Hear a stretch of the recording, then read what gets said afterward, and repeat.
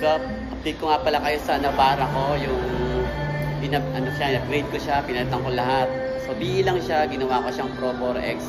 So, check natin kung ano yung binago natin sa kanya. Yan. Unang-una, sineramic coating ko to. So, dito kasi narami sa kaya Pinimo Autos pa. Yan. Yan. Siyempre sa shop natin.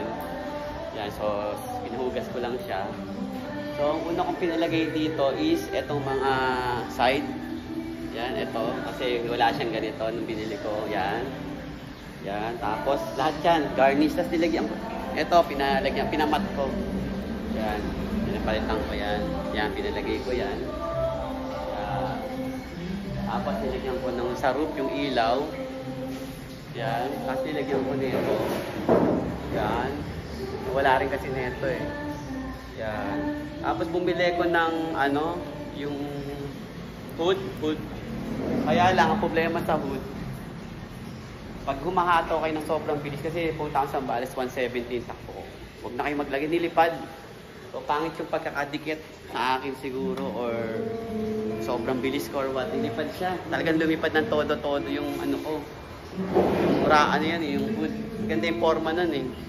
Kaya lang problema, nilipad, sobrang taas. Hala ko nga tatama sa ibang sasakyan, kaya wag na kayong bumili nun, or makabit yun ng todo. Kung sino yung magaling magkabit, yun yung pakabit. Yan. Pinagyan ko ng sticker, tapos Pro 4X doon. Yan. Tapos pinalitan ko ng gulong. Ito yung mags, pinapaint ko na lang siya kasi pares din naman sa Pro 4X to eh, yung mags niya. So ito yung stock ko pinapalit ko dito. Yan, pinalitan ko niya ng all-terrain. Tapos nilagyan ko nito. Yan. Ito. Yan, nilagyan ko niyan. Yan. Tapos nilagyan ko nito. Yan, ito. Yan ang forma nung Navara ko. Si Baldo pangalan nito. Yan. So sayang, gwapo sana kung nakita niyo yung hood nito. Yan. Yan ang forma niyan.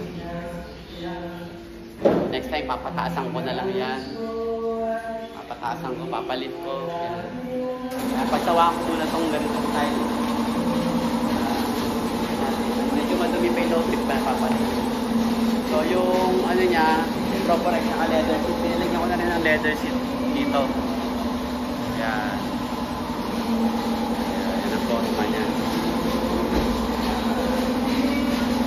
So yung mga naka-abi dyan or buwabang version, ganyan setup nyo, gayahin yung setup ko. Yan. Mukha siyang Pro 4X. Nilagyan ko rin ng pula dito. So, kanya-kanyang trip lang naman yan. Iba ayaw ako. Trip ko.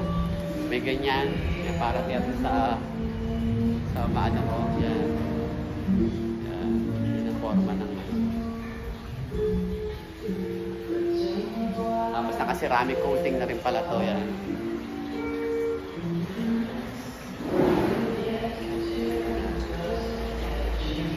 So, yung takbo nito, subukan ko na sa Zambales. Hinato ko ng 170.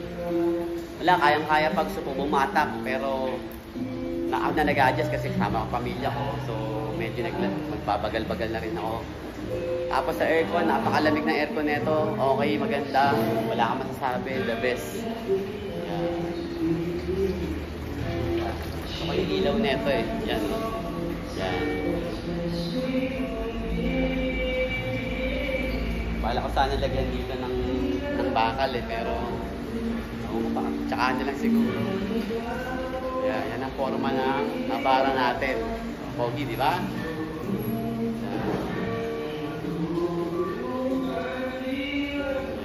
Napilagyan ko pala siya ng bed liner din pala.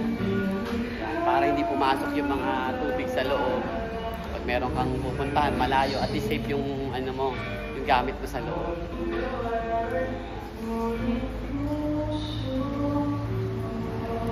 Ayos. Diba? Okay, diba? Yan.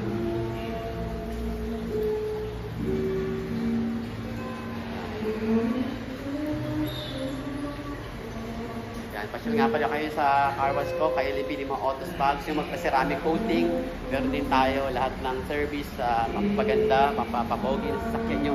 Dalhin nyo lang dito, ako bahala. Ayun.